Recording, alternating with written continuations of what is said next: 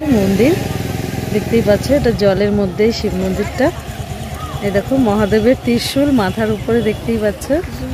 Actually hey guys, welcome back to my YouTube channel Trishna দিদার চ্যানেলে সকলকে জানাই অনেক অনেক ভালোবাসা এবং অভিনন্দন। তো শুভ দুপুর বন্ধুরা, এখন যাচ্ছি এক জায়গায় ঘুরতে, খুব সুন্দর একটা জায়গা। তার জন্য তোমাদের পুরো ভিডিওটা দেখতে হবে, আর ভিডিও দেখলেই তোমরা বুঝতে পারবে আমি কোথায় যাচ্ছি। আমাদের সঙ্গে থেকো, পাশে থেকো বন্ধুরা। আর কোথায় যাই, কি করি না করি সবটাই তোমাদের সঙ্গে শেয়ার করব। শুধু সঙ্গে থেকো, পাশে থেকো বন্ধুরা।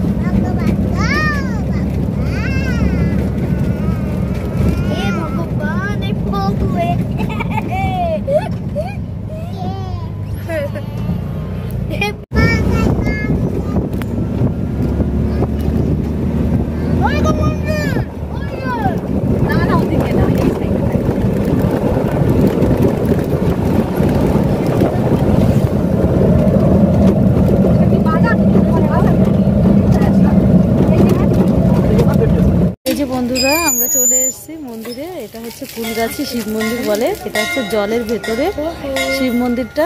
চলো তোমাদেরকে দেখিয়ে দিই। ভীষণ সুন্দর মন্দিরটা। প্রথমে বলে দিই, জুতো নিয়ে ওখানে যাওয়া যাবে না, তাই জুতোটা রেখে দেখতেই পাচ্ছ কতটা সিঁড়ি নেমে মন্দিরটার ভেতরে প্রবেশ করতে হবে। আর উপরে দেখতে পাচ্ছ মহাদেবের ত্রিশূল, কত সুন্দর লাগছে। মহাদেবের ত্রিশূল রেখে দিয়েছে। এটা হচ্ছে শিব মন্দির, জলের ভেতরে মন্দিরটা। তা অনেক দূর দূরান্ত থেকে লোকজন আসে। আর চারিপাশটা দেখতে পাচ্ছ একটা বড় পুকুর, তার ভেতরেই মন্দিরটা। এটা হচ্ছে কুলগাছি শিব মন্দির বলা হয় একে।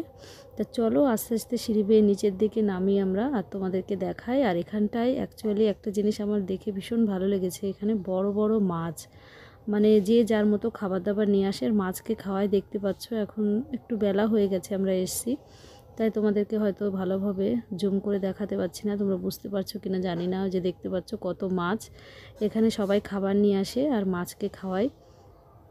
ভীষণ ভালো লাগে যার কারণে, কেননা যারা মাছ ভালোবাসে বেসিক্যালি তাদের জন্য তো ভীষণই প্রিয় একটা জায়গা। ভীষণ দেখতে পাচ্ছ, দেখো কত সুন্দর মাছগুলো চলে এসছে সামনের দিকে।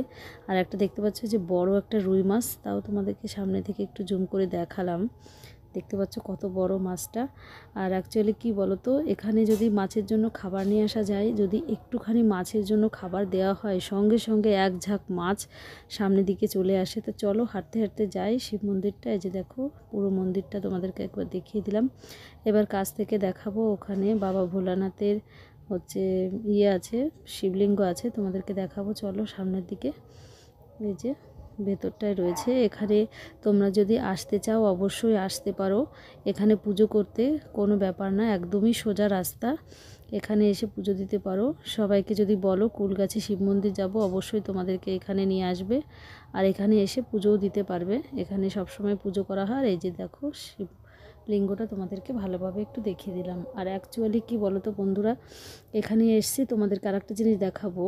এই যে দেখতে পাচ্ছ আমার ছোট্ট সোনামণি প্রার্থনা করে সারা, মানে যতটা মন্দিরের জায়গা ব্যাকগ্রাউন্ড ততটা মানে প্রার্থনা করে পরিক্রমা করছে চারিদিকে।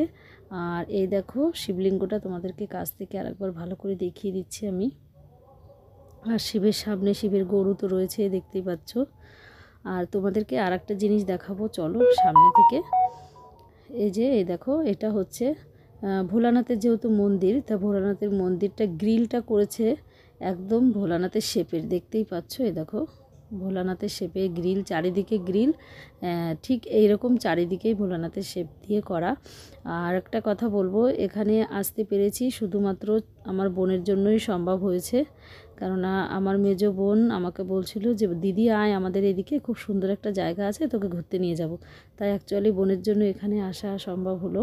ওর জন্য এত সুন্দর একটা জায়গা মানে দেখতে পাবো কখনো ভাবতে পারিনি, কেননা ও জানতো না ওদের এখানটায় এত সুন্দর একটা জায়গা আছে। ও একদিন একটা বিয়ে বাড়িতে গেছিলো, সেখানে মানে যাওয়ার পথেও দেখেছি এই মন্দিরটা। তাই ও আমাকে অ্যাকচুয়ালি বলতে ভুলে গেছিলো। তা হঠাৎ করে আমাকে ফোন করেছে আজকে যে দিদি আয়, তাই আমিও এখানে চলে আসলাম। আমাদের অ্যাকচুয়ালি একটু বেলাও হয়ে গেছিলো, দেখতেই পাচ্ছ।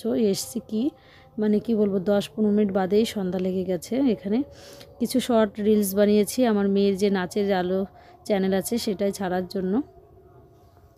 তা চলো বন্ধুরা, এই যে আমরা এখন আমার বোন যে মেয়ের জুতো বেঁধে দিচ্ছে, আমরা এখন বাড়ির দিকে রওনা দেবো। এই যে বন্ধুরা গাড়ি থেকে নামলাম আর তোমাদেরকে একটা জিনিস দেখাবো। এটা হচ্ছে একটা কুমোরের বাড়ি আমরা এসেছি। এখানটায় অনেক রকমের পিঠের ছাঁচ তৈরি করা হয়।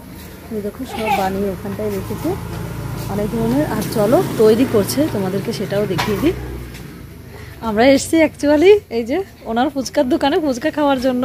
উনি হচ্ছে স্পেশাল লোক, আমরা গাড়ি থেকে নেমে পড়েছি ওনার কাছে ফুচকা খাওয়ার জন্য। তা যাই হোক, এখানে দেখছি পিঠে বানানোর ছাঁচ তৈরি করছে। চলো তোমাদেরকে একবার সামনে থেকে দেখিয়ে দিই। এই দেখো তৈরি করছে, চলো তোমাদেরকে সামনে থেকে দেখা একবার। এই যে এই দেখো ফিনিশিং হচ্ছে। এই যে সব বানিয়ে এগুলো রেখেছে, রাখার পরে একটা ছাঁচ আছে, সেই ছাঁচের মধ্যে মানে ডাইস বলে যাকে, সেই ডাইসের মধ্যে সেটিং করবে। এই যে রাউন্ড শেপের ঘুরিয়ে নিচ্ছে। দেবো বাটি দিয়ে দেবো একটা।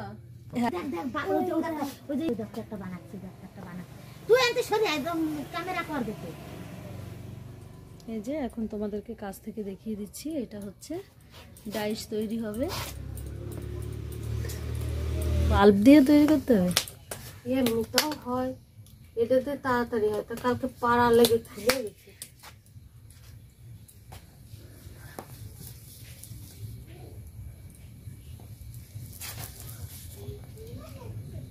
পাগল পাগল।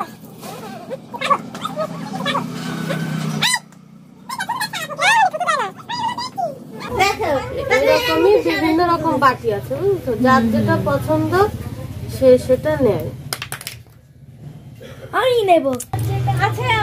এই যে ডাইসের মধ্যে একবারে সেটিং করে দিল, সেটিং করে এই যে তৈরি করা হয়ে গেল। এখন জলপোষ দিয়ে দিচ্ছে। দেখো কত সুন্দর তৈরি হয়ে গেল। এগুলোও তৈরি হবে, এগুলো গোল গোল করে এখানে সব হচ্ছে তৈরি করে রেখেছে। এরপরে ডাইস তৈরি হবে। এই যে যেমন তৈরি করলো তোমাদেরকে একটা দেখালো, এবার এটা তুললেই দেখতে পাবে নিচে হচ্ছে ডাইস। এগুলো বানিয়ে রাখছি, সকালে অনেক কাজ তো কটা বাড়ি ঢাকালে না বানাই, তারা বানায় চার বাটি। ওই দেখো ভেতরেও অনেক বানিয়ে রেখেছে। আর এগুলো হচ্ছে সরা, তাই না? এগুলো হচ্ছে পিঠে মানে এটা হচ্ছে সরা না এগুলো? আচ্ছা আচ্ছা, হ্যাঁ এগুলো হচ্ছে সরা। ছোট হয়ে যাবে, পুরানোটাও আছে। দেখছি অনেকদিন পরে দেখলাম সেই ছোটবেলা আমাদের বাড়ির ওখানে একটা জায়গায় এরকম তৈরি করতো, আর দেখা হয়নি। আর এই যে আজকে কাছ থেকে দেখলাম এরকম পিঠের ডাইস তৈরি করা। চলো তোমাদেরকে দেখিয়ে দিচ্ছি। এই দেখো এটা হচ্ছে এখানে হচ্ছে হয়তো পোড়াই এই রুমটার মধ্যে। আর এই দেখো সব পুড়িয়ে পুড়িয়ে রেডি করে রেখেছে এখানে, কত সুন্দর দেখছো। দেখো বন্ধুরা কত ভালো লাগছে না বলো? ফুচকার দোকানে আমরা দাঁড়িয়ে পড়েছি সবাই ফুচকা খাওয়ার জন্য। চলো দুটো করে এই দেখো, চলো তাহলে খেয়ে নি ফুচকা, তারপরে কথা বলছি তোমাদের সঙ্গে। এই যে বন্ধুরা মেজো বোনের বাড়ি থেকে চলে এলাম।